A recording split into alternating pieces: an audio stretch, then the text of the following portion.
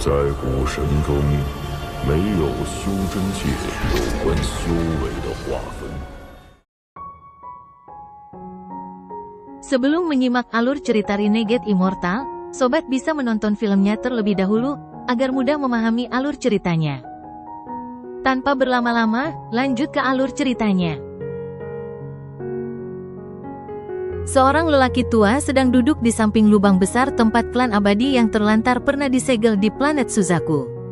Orang tua ini mengenakan jubah merah dan memiliki kepala berambut merah. Ada tanaman yang tumbuh di dahinya dengan 11 helai daun terentang. Namun, di atas daun ke-11, ada setengah daun lagi. Jika setengah daun ini benar-benar terbuka, lelaki tua ini akan langsung menjadi anggota klan abadi tertinggal 12 daun. Di klan abadi yang ditinggalkan, anggota klan berdaun 12 setara dengan seorang pembudidaya ilusori yin. Orang tua itu diam-diam duduk di sana. Dia tidak bergerak seolah-olah dia abadi. Pada hari ini, 4 sinar cahaya terbang melintasi langit, dan lelaki tua itu membuka matanya saat dia melihat ke langit. Tepat ketika dia hendak berbicara, tubuhnya gemetar saat dia menatap satu orang di antara 4 sinar cahaya. Wang Lin mendarat di tanah dan melihat ke lubang yang dalam dan lelaki tua itu menatap ke arah Tasan. Setelah merenung sejenak, dia perlahan berkata, "Lama tidak bertemu, Senior Yun Kezi." Orang tua itu adalah Yun Kezi, dan matanya dipenuhi dengan keterkejutan. Dia menarik pandangannya dari Tasan dan badai berkecamuk di dalam hatinya. Dia memandang Wang Lin dan dengan getir berkata, "Saya baru saja mulai berkultivasi sebelum Anda, tidak perlu memanggil saya, Senior." Rekan kultivator Wang Lin, apakah dia anggota dari klan Immortal yang ditinggalkan? Yun Kezi menunjuk ke arah Tasan. Ekspresi Tasan dingin. Dia bahkan tidak melihat ke arah Yun Kezi. Dia adalah anggota dari klan abadi terpilih. Wang Lin menghela nafas dan berjalan ke dalam lubang yang dalam. Tasan mengikuti, dan untuk anak laki-laki berkepala besar, dia tersenyum bodoh pada Yun Kezi sebelum mengikuti Wang Lin. Ketika dia melihat senyum dari anak laki-laki berkepala besar itu, tekanan dari jiwanya meledak. Wajahnya menjadi pucat dan emosi kompleks di wajahnya menjadi lebih kuat. Lei Ji mengikutinya. Dia sangat menghormati Wang Lin, terutama setelah melihat mantra Wang Lin. Wang Lin mampu mengubah energi spiritual planet Suzaku yang sangat mengejutkannya. Dia pernah mendengar tentang mantra ini sebelumnya. Hanya para pembudidaya yang namanya tersebar jauh di seluruh sistem bintang aliansi yang bisa melakukan hal seperti ini. Yun Kezi tersenyum kecut dan tubuhnya berkedip saat dia memasuki lubang yang dalam. Sepanjang jalan, Wang Lin tidak bergerak secepat itu. Dia perlahan bergerak melalui makam abadi. The Forsaken Immortal Clan telah pindah dari sini, dan tidak ada yang tersisa. Saat dia turun selapis demi selapis, Wang Lin ingat bahwa lapisan terdalam yang dia tempuh adalah lapisan ke-11. Di sana, dia bertemu leluhur ketiga dari klan abadi yang ditinggalkan dan diburu olehnya sampai dia mengeluarkan gulungan yang menyegel wanita dari keluarga Siang. Baru setelah itu dia bisa keluar dari krisis itu. Melalui kengerian yang ditampilkan di wajah-wajah leluhur ketiga klan abadi yang ditinggalkan, Wang Lin tahu bahwa gulungan itu entah bagaimana terhubung ke klan abadi yang ditinggalkan. Semakin dalam dia turun, semakin gelap jadinya, seolah-olah tidak ada orang di sini selama ratusan tahun. Tidak ada tanda-tanda kehidupan, hanya energi yin yang kaya. Jika sebelumnya, Wang Lin akan merasakan ketidaknyamanan dari energi yin ini, dan saat dia turun, dia akhirnya tidak dapat bergerak maju karena energi yin. Namun, energi yin ini benar-benar tidak signifikan. Dia bahkan tidak perlu mengaktifkan energi asalnya. Energi yin ini tampaknya memiliki kecerdasan dan sama sekali tidak berani mendekatinya. Saat dia turun, energi yin membentuk pusaran di depannya, seolah-olah itu membuka jalan baginya. Saat dia bergerak, Wang Lin merenung. Klan abadi tertinggal dan klan abadi terpilih jelas adalah orang yang sama. Dia bahkan lebih yakin sekarang setelah melihat tanggapan Yun Kezi kepada bocah berkepala besar itu. Klan ini tidak takut dengan energi spiritual surgawi dari giok surgawi, tetapi begitu energi asal surgawi datang dari surgawi, kekuatan akan datang dari jiwa mereka untuk membuat mereka menyerah. Kunci dari semua ini adalah energi asal celestial. Memikirkan energi asal surgawi, Wang Lin merasa pahit. Energi asal celestial yang dimilikinya adalah hadiah dari King Sui dan terbatas. Setiap kali dia menggunakan mantra surgawi, mantra itu akan menghabiskan sebagian darinya. Jika dia tidak dapat menemukan cara untuk mengisinya kembali, itu pada akhirnya akan habis. Mantra surgawi yang diberikan King Sui kepadanya, panggil persenjataan hujan dan sihir, semuanya memiliki kebutuhan energi asal surgawi yang tinggi. Jika dia tidak memiliki cukup, dia bahkan tidak akan bisa mempelajarinya, apalagi menggunakannya. Ini juga mengapa King Sui ingin Wang Lin memasuki kolam surgawi dan mengapa dia memberi Wang Lin energi asal surgawi. Namun, ada terlalu banyak kerugian untuk memasuki kolam surgawi, jadi Wang Lin tidak mau memilihnya. Meskipun dia memiliki energi asal surgawi di tubuhnya, tidak banyak cara untuk mengisinya kembali. Bahkan jika dia menyerap energi spiritual surgawi dari giok surgawi, dia tetap tidak akan bisa dari energi asal surgawi di tubuhnya. Setelah mengambil anak lelaki berkepala besar itu sebagai pelayannya, Wang Lin mencoba, tapi tetap tidak berhasil. Tidak punya pilihan, Wang Lin hanya bisa menghemat penggunaan energi asal surgawi. Tidak lama kemudian, Wang Lin tiba di lapisan ke-11 untuk kedua kalinya. Lapisan ke-11 ini tidak besar. Ada banyak jurang di lantai dengan cairan merah mengalir melalui mereka. Di mata Wang Lin, mereka membentuk simbol darah. Lapisan ke-11 kosong, dengan hanya suara cairan yang bergerak.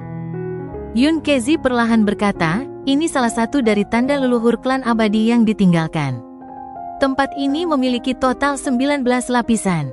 Selain nenek moyang paling awal, keturunannya hanya bisa mencapai lapisan ke-16. Tidak ada yang bisa memasuki 3 lapisan terakhir.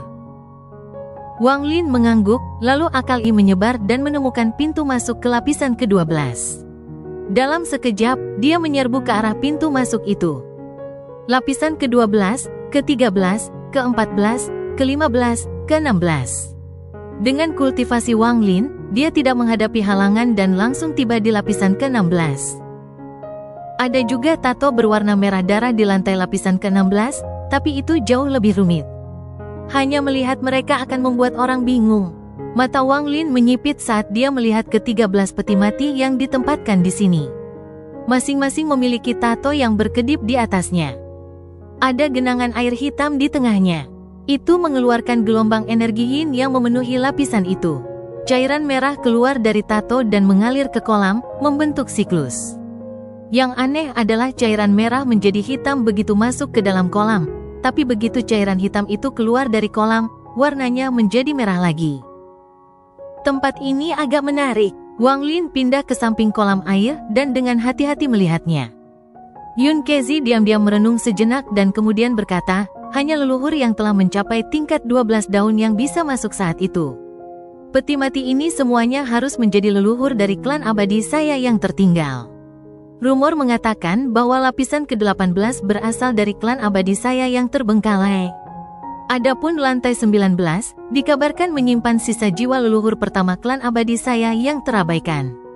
Rekan kultivator Wang, jika Anda dapat menembus lapisan ke-18, silakan lihat masa lalu kami dan izinkan saya untuk memahami asal moyang leluhur saya. Dia menatap Wang Lin. Anak laki-laki kecil dari masa lalu telah menghilang dan digantikan oleh seorang kultivator yang kuat yang dapat dengan mudah mengguncang planet Suzaku dengan sebuah kep kakinya. Selama beberapa hari terakhir ini, dia bertanya-tanya apakah kultivator yang kuat ini ada jika dia tidak membantu Wang Lin mencapai tahap formasi jiwa. Wang Lin memandang Yun Kezi dan mengangguk. Dia berhutang pada Yun Kezi meskipun dia tahu bahwa Yun Kezi punya motif lain. Energi yin yang keluar dari air hitam sangat kuat, dan ada segel di atasnya. Dari pandangan Wang Lin, bahkan seseorang yang berada di puncak tahap korporeal yang tidak dapat membuka segel ini. Selain itu, ada persyaratan garis keturunan tertentu di segel. Jika seseorang tidak memiliki garis keturunan Forsaken Immortal, itu bahkan lebih sulit untuk masuk. Pantas tidak ada yang bisa masuk ke lapisan ke-17. Jenis segel yang kuat ini bukanlah sesuatu yang bisa dibuka oleh kultivator biasa. Wang Lin merenung sambil menatap kolam hitam itu. Dia secara alami punya alasan sendiri untuk datang ke sini. Alasannya adalah jimat kuning yang diambil anggota keluarga Yao saat melawan Wang Lin. Ada kekuatan yang sangat aneh di dalam jimat itu yang benar-benar menyegel kekuatan di dalam tubuhnya. Bahkan hari ini, Wang Lin mengingat dengan jelas apa yang terjadi. Dia masih memiliki satu jimat lagi padanya.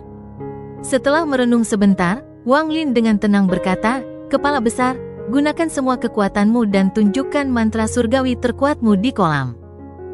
Anak laki-laki berkepala besar tidak membuang waktu. Energi asal surgawi di tubuhnya mulai bergerak. Badai energi asal angkasa meletus dari tubuhnya dan menciptakan tekanan besar. Yun Kezi adalah orang pertama yang tidak bisa menahannya. Dia tanpa sadar mundur dan wajahnya menjadi pucat. Seolah-olah ada kekuatan yang datang dari jiwanya yang memaksanya untuk menyerah. Jika dia tidak menyerah, dia akan terkoyak. Di bawah kekuatan ini, Yun Kezi meraung. Pembuluh darah di wajahnya muncul dan dia berjuang mati-matian. Untungnya, bocah berkepala besar itu tidak menargetkan Yun Kezi, jadi ini membuatnya berjuang. Saat energi asal surgawi bocah berkepala besar itu berputar, dia menunjuk ke kepalanya. Kepalanya segera tumbuh 2 kali lebih besar dan urat merah terbang keluar, menciptakan benturan besar di genangan air. Ada ledakan yang menghancurkan surga saat riak terjadi di dalam kolam dan itu mulai perlahan berputar. Mata Wang Lin berbinar. Dia dengan jelas melihat bahwa segel di kolam air menunjukkan tanda-tanda pecah di bawah serangan bocah berkepala besar itu. Namun, tanda-tandanya tidak begitu jelas. Saat mereka akan menghilang, 2 jari Wang Lin membentuk pedang. Kemudian guntur memenuhi matanya dan guntur langit tampak berkumpul seperti orang gila di jarinya. Saat dia melangkah maju, dia menunjuk ke genangan air. Hal ini menyebabkan petir yang tak terhitung jumlahnya keluar dari jari-jari Wang Lin, dan mereka terbang seperti naga menuju genangan air. Ada ledakan keras dan sejumlah besar retakan muncul di lantai lapisan ke-16. Sejumlah besar energi yin keluar dari retakan dan gelombang besar terjadi di genangan air. Kolam renang melayang ke udara dan berubah menjadi tato hitam di dalam guntur yang bergerak.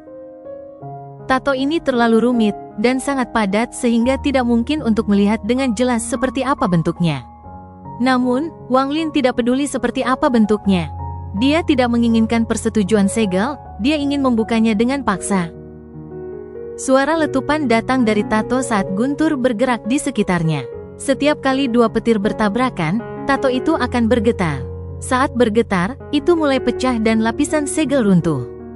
Mata Wang Lin menjadi dingin saat dia mengangkat tangan kanannya dan Wither Dao Peir tiba-tiba muncul. Setelah tulang binatang keluar, ada kilatan cahaya dan aura jahat memenuhi area tersebut. Tato yang runtuh tiba-tiba bergetar saat cahaya abu-abu muncul dan mulai berubah menjadi batu. Pada saat ini, Tasan melangkah keluar dan melakukan pukulan. Ledakan keras bergema di lapisan ke-16 dan kemudian tato itu runtuh. Saat guntur bergerak, ada serangkaian suara letusan saat tato berubah menjadi titik cahaya hitam yang tak terhitung jumlahnya dan menghilang. Pada saat itu menghilang, arai transfer muncul di kolam. Arai transfer mengeluarkan cahaya aneh. Ada seorang pria yang mirip Huang Long di sebuah sekte di planet Suzaku. Dia sedang berbicara dengan beberapa pembudidaya tingkat rendah dengan senyum di wajahnya ketika dia tiba-tiba melihat ke kejauhan. Ini juga saat bagian kelapisan ke-17 terbuka. Setelah sekian lama, dia menarik pandangannya dan berpikir, lupakan, tidak ada yang tidak bisa dia lihat pada lapisan ke-17. Kultivasi si kecil itu telah mencapai titik di mana dia bisa mengetahui rahasia tertentu. Namun, lapisan ke-17 adalah batasnya, dia tidak akan bisa memasuki lapisan ke-18. Di lapisan ke-16 makam abadi, Tasan melangkah ke arai transfer dan menghilang. Wang Lin menunggu beberapa saat untuk memastikan tidak ada bahaya sebelum masuk juga. Bocah berkepala besar, Lei Ji, dan Yun Kezi dengan cepat memasuki susunan transfer juga. Lapisan ke-17 dari kuburan yang terbengkalai benar-benar gelap tanpa cahaya dan dipenuhi dengan aura kematian yang kuat. Pada saat ini, cahaya formasi transfer tiba-tiba muncul di tengah. Dengan bantuan cahaya ini, sekeliling menjadi terlihat. Ini adalah area seluas ribuan kaki dengan rantai tergantung di mana-mana. Ada mayat yang tergantung di rantai, dan yang dilepaskan oleh rantai itu adalah energi spiritual surgawi. Mayat-mayat ini semuanya makhluk angkasa. Tetapi energi spiritual surgawi ini tidak memiliki vitalitas dan dipenuhi dengan kematian, seolah-olah mayat-mayat ini telah berada di sini selama bertahun-tahun yang tak terhitung jumlahnya. Dalam sekejap, cahaya dari formasi tersebut menghilang dan beberapa orang muncul. Tasan adalah orang pertama yang memasuki tempat ini. Setelah dia masuk, matanya bersinar dan dia melihat sekeliling. Bahkan dengan ketidakpeduliannya, pupil matanya menyusut saat dia melihat sekeliling. Ketika Wang Lin muncul, dia menyebarkan akal dan ekspresinya menjadi suram. Bukan hanya dia, tapi wajah bocah berkepala besar itu menjadi pucat setelah melihat semuanya. Dia telah memasuki kolam surgawi dan kehilangan domainnya untuk benar-benar menjadi surgawi. Jadi keterkejutan yang dia dapatkan dari melihat lapisan ke-17 jauh melampaui apa yang dirasakan orang lain. Yang lebih membuatnya ngeri adalah asal-usul surgawi yang kuat itu bergetar seolah-olah ada kekuatan aneh yang menekannya.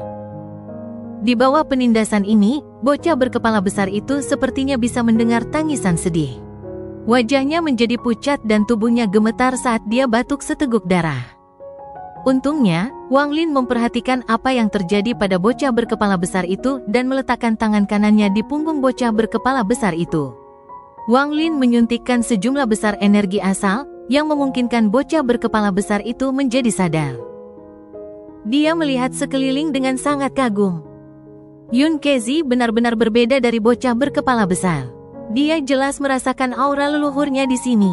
Tato di tubuhnya mulai bergerak sendiri. Ini dengan cepat menyusut dan mulai menurun. Tato di tubuhnya bergerak seperti air mengalir. Seolah-olah ada kekuatan tak terlihat yang menekan tato untuk berkumpul di dada Yun Kezi.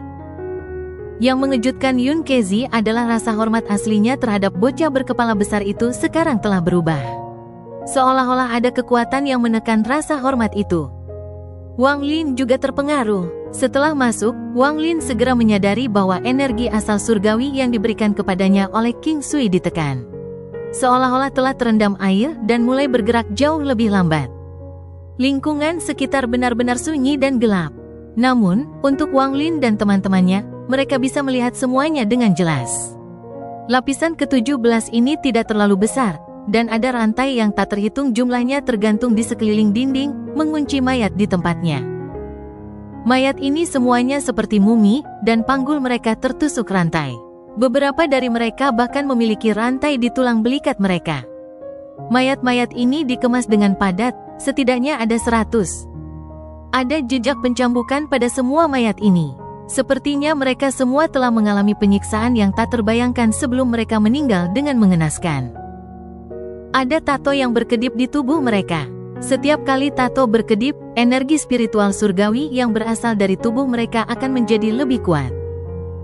Adapun mengapa energi spiritual surgawi bocor dari tubuh mereka, itu karena jiwa asal mereka disegel di dalam tubuh mereka dengan mantra yang kuat. Tubuh mereka telah mati, aura kematian yang tak berujung mengikis jiwa asal mereka. Jiwa asal mereka, bagaimanapun, tetap sadar tetapi tidak bisa meninggalkan tubuh. Mereka hanya bisa menyaksikan tanpa daya saat tubuh mereka mengering dan membiarkan aura kematian menyerang mereka sampai musnah.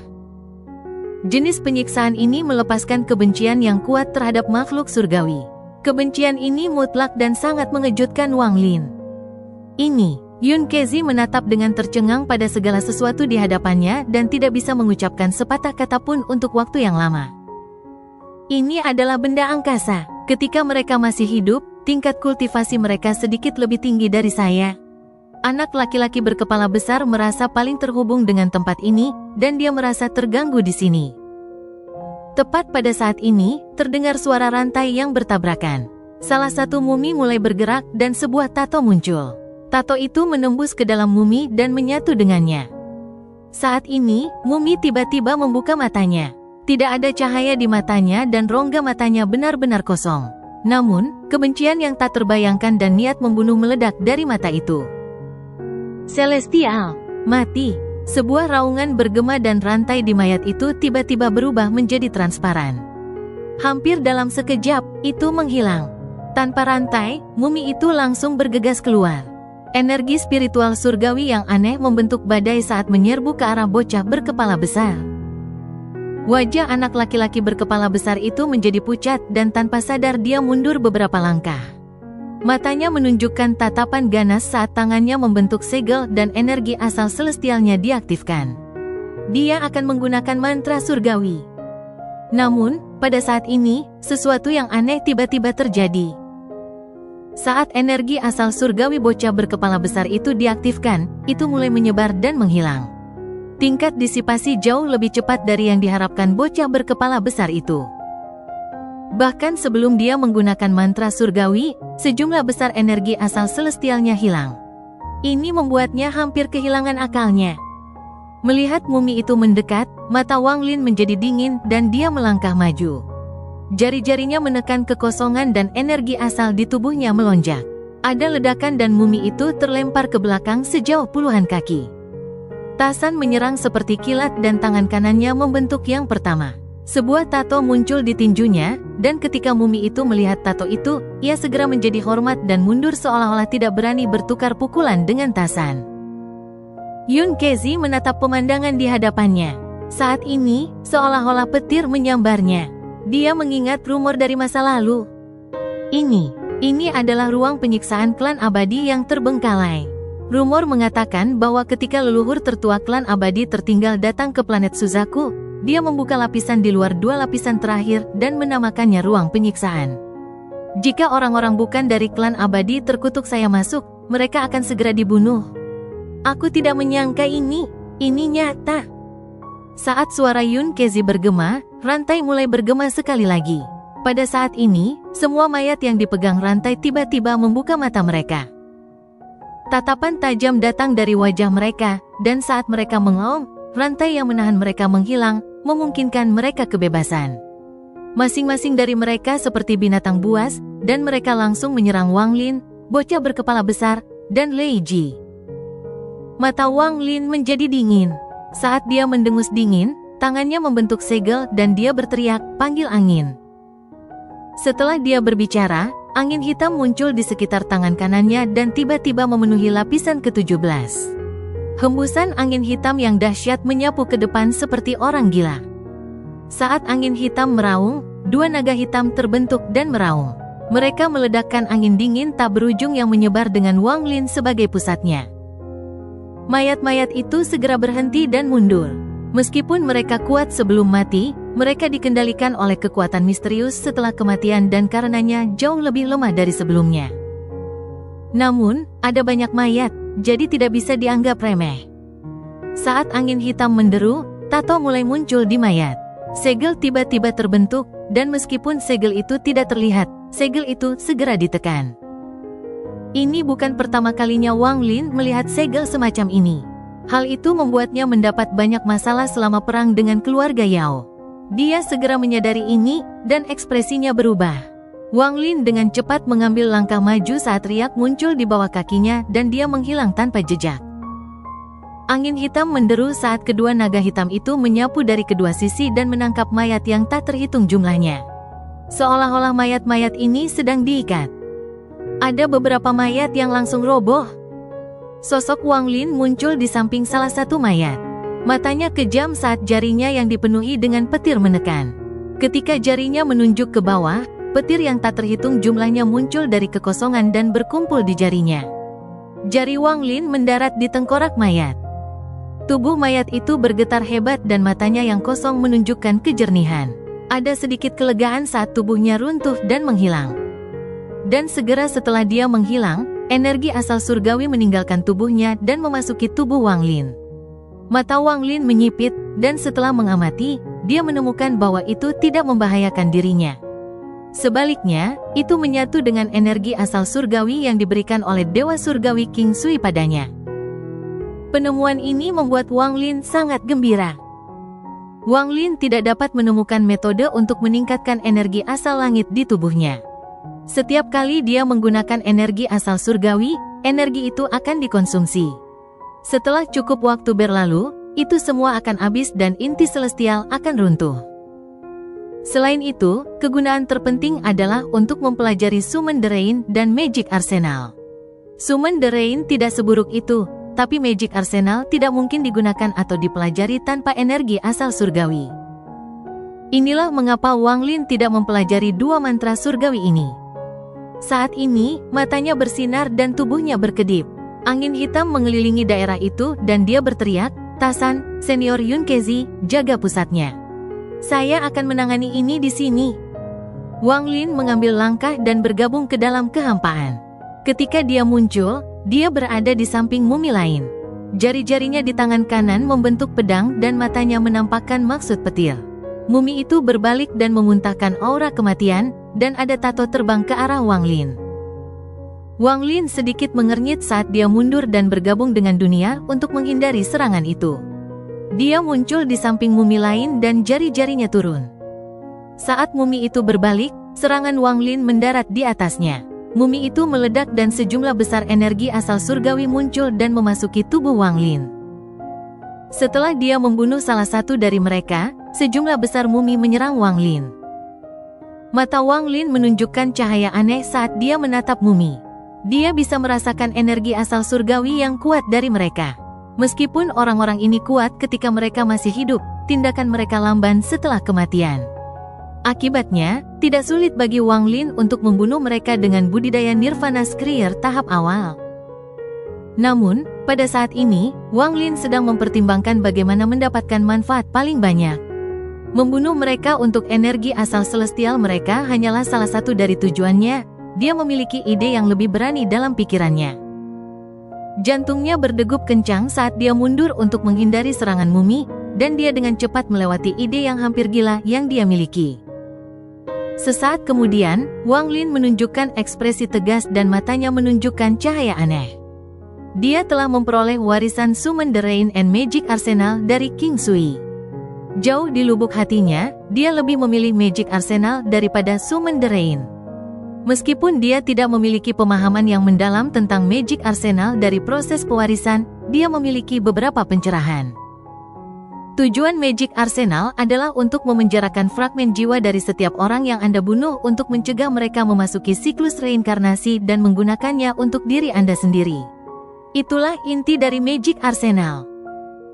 Wang Lin berpikir bahwa mantra surgawi versinya sendiri harus menggunakan dao kehidupan dan kematiannya sendiri untuk membentuk siklus reinkarnasinya sendiri. Saat ini, mumi ini memindahkan Wang Lin. Mumi ini bukan tanpa jiwa, jiwa mereka terperangkap di dalam jiwa asal mereka, yang telah menyatu dengan tubuh mereka setelah dipenjara selama bertahun-tahun yang tak terhitung jumlahnya. Jika dia bisa memasukkan semuanya ke dalam siklus reinkarnasinya sendiri, maka dia akan memiliki banyak fragmen jiwa untuk digunakan saat dia menggunakan Magic Arsenal. Mata Wang Lin berbinar. Saat dia melangkah maju, dia menunjuk dan berteriak, "Reinkarnasi Sungai Underworld." Dalam sekejap, seolah-olah kekuatan misterius telah muncul di dunia dan menyerbu masuk. Sungai dunia bawah muncul di atas Wang Lin, dan kebencian di dalamnya sangat mengerikan. Sungai dunia bawah ini melingkari Wang Lin dan bergerak bersamanya. Dia melangkah keluar dan lengannya terentang. Matanya dipenuhi dengan maksud petir saat pusaran muncul di antara alisnya. Jiwa asal naga guntur kunonya terbang keluar dan meraung. Mengom. Dia sedang melatih kendali atas guntur. Raungan ini menghancurkan bumi. Meskipun dia berada di lapisan ke-17 dari makam abadi, gemuruh-gemuruh ini menyebabkan perubahan yang tak terbayangkan di planet Suzaku. Sejumlah besar awan petir tiba-tiba muncul di langit. Mereka dipenuhi dengan petir, dan semuanya tiba-tiba turun, langsung menuju ke makam abadi. Ada terlalu banyak guntur. Saat berkumpul, lubang dalam di klan abadi yang ditinggalkan dipenuhi dengan guntur tak terbatas. Lubang itu seperti corong, dan semua petir menyerbu ke dalamnya. Tidak hanya di planet Suzaku, perubahan besar bahkan terjadi di ruang sekitar planet Suzaku. Banyak naga petir terbentuk di kehampaan dan dibebankan ke planet Suzaku. Guntur yang tak terhitung jumlahnya dalam jarak puluhan ribu kilometer di sekitar planet Suzaku menyerbu ke arah planet Suzaku. Jika seseorang melihat dari kejauhan, mereka akan berpikir bahwa area dalam jarak puluhan ribu kilometer di sekitar planet Suzaku telah menjadi neraka petir. Guntur tak berujung menciptakan gemuruh tak berujung yang menggema di seluruh bintang. Guntur memadat dan bergegas ke lubang yang dalam di klan abadi tertinggal. Seolah-olah Guntur sedang berziarah dan di sini untuk menyembah leluhur dari semua Guntur. Semua guntur ini keluar tanpa ragu-ragu. Pada saat ini, setiap suara di planet Suzaku menghilang dan digantikan oleh petir. Satu-satunya suara yang tersisa adalah gemuruh guntur. Ini seperti akhir dunia, dan itu menyebabkan ekspresi semua pembudidaya di planet Suzaku berubah drastis. Guncangan yang datang dari dalam jiwa mereka membuat mereka gemetar. Mereka seperti semut yang gemetar di hadapan kekuatan langit. Adapun manusia, mereka semua berlutut di tanah. Tidak hanya planet Suzaku yang terpengaruh. Pada saat ini, ada sekelompok 100 pembudidaya bergerak melalui ruang angkasa, dan pemimpinnya adalah pembudidaya berjari 6. Saat dia bergerak, ekspresinya segera berubah drastis dan dia menatap ke depan. Dengan kultivasinya, samar-samar dia bisa merasakan bahwa guntur di depan sangat padat, hampir ke titik di luar imajinasi. Kulit kepalanya terasa mati rasa. Dalam pikirannya, dia hanya bisa mengingat ketika Sumo menggunakan guntur dalam satu baris ke langit dan membunuh bocah berkepala besar itu.